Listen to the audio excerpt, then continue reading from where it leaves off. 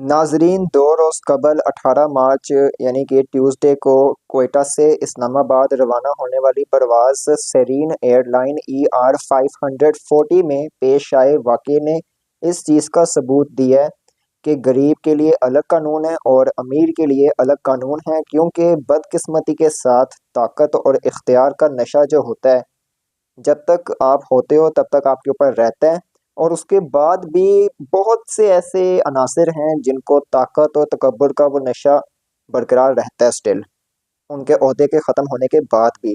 मैं बात कर रहा हूँ कोयटा के साबिक कमिश्नर इफ्तिखार जोगज़ई और उनकी बेटी साइमा जोगज़ई की, जो कि 2 रोज़ कबल कोयटा से इस्लामाबाद के लिए रवाना हुए थे, लेकिन उन्होंने अपने सफ़र के दौरान ऐसा कारनामा सर अंजाम दिया है जिससे हर पाकिस्तानी का सर शर्म से झुक चुका है, क्योंकि एलीट क्लास के लोग जो हैं अपने से कमतर को कुछ समझते नहीं हैं।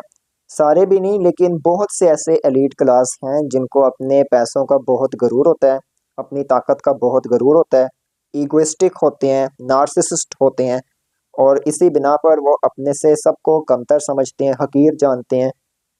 तो साबिक कमिश्नर इफ्तिखार जोगज़ई की बेटी ने जो उस टाइम कारनामा सर अंजाम दिया, वो भी आप लोगों को मालूम होगा कि किस तरीके से उसने फ़िज़ाई मेज़बान को मुक्का दे मारा।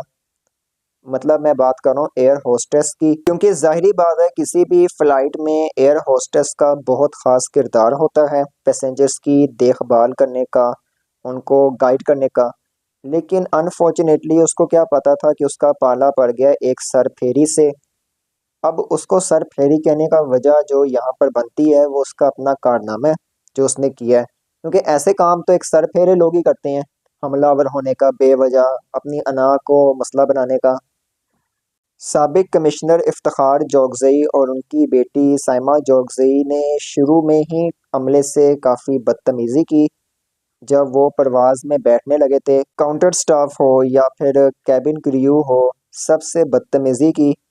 और इफ्तिखार जोगज़ई की बेटी ने नामुनासिब अल्फाज इस्तेमाल किए, गैर शाइस्ता ज़ुबान इस्तेमाल की उस टाइम, जिसकी वजह से बहुत ज़्यादा हंगामा बरपा हुआ फ़्लाइट के दौरान ही।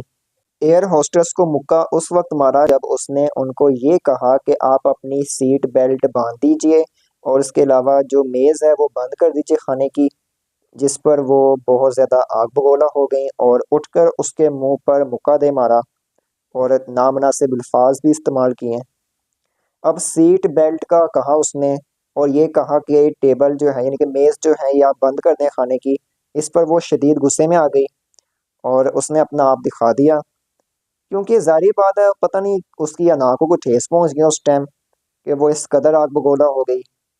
और उसके अलावा साबिक कमिश्नर ने भी अपनी बेटी की ही हमायत की वहाँ पर। एक काम जो उस एयर होस्टेस ने सबसे पहले किया था वो कप्तान को आगाह कर दिया था कि उनका रवैया कुछ नामुनासिब है और बाकी पैसेंजर्स जो हैं वो डिस्टर्ब हो रहे हैं उसकी वजह से, उन दोनों की वजह से। तो फिर कप्तान ने उसी वक्त ना कंट्रोल टावर से कांटेक्ट किया।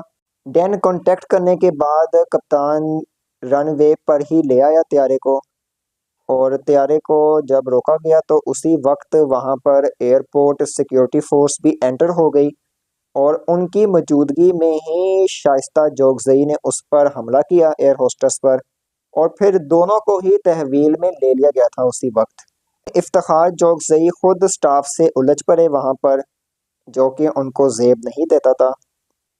वो सब कुछ देखते हुए भी अपनी बेटी की ही साइड ले रहे थे वहां पर।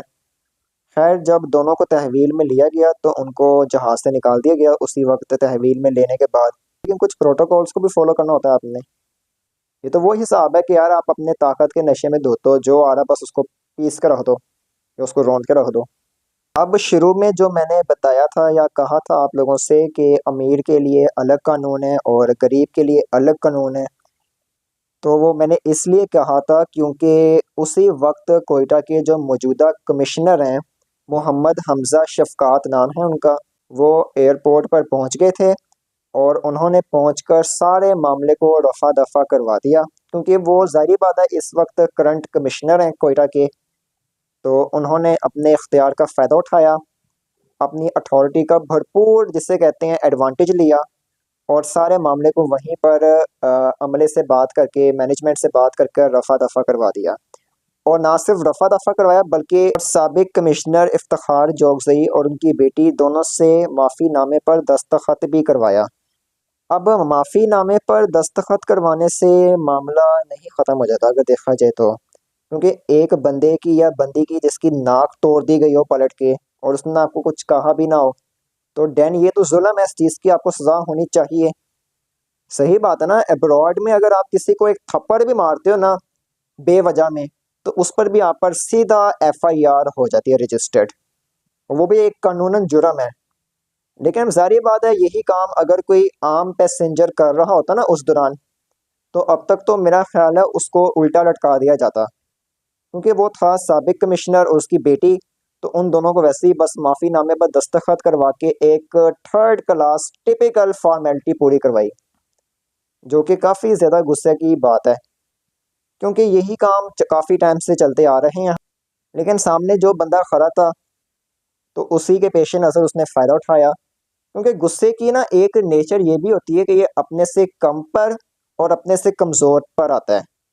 कभी देखा आपने कि किसी ताकतवर पर गुस्सा आया हो या किसी पहलवान पर गुस्सा आया हो पलट के, वो तो आपको उठा के रख दे, उसी टाइम ही बजा दे। तो यही मैंने आप लोगों से बात डिस्कस करनी थी। कमेंट सेक्शन में अपनी राय लाजमन दें इस पर, ठीक है। और मुझे इजाज़त दीजिए। अल्लाह निगहबान।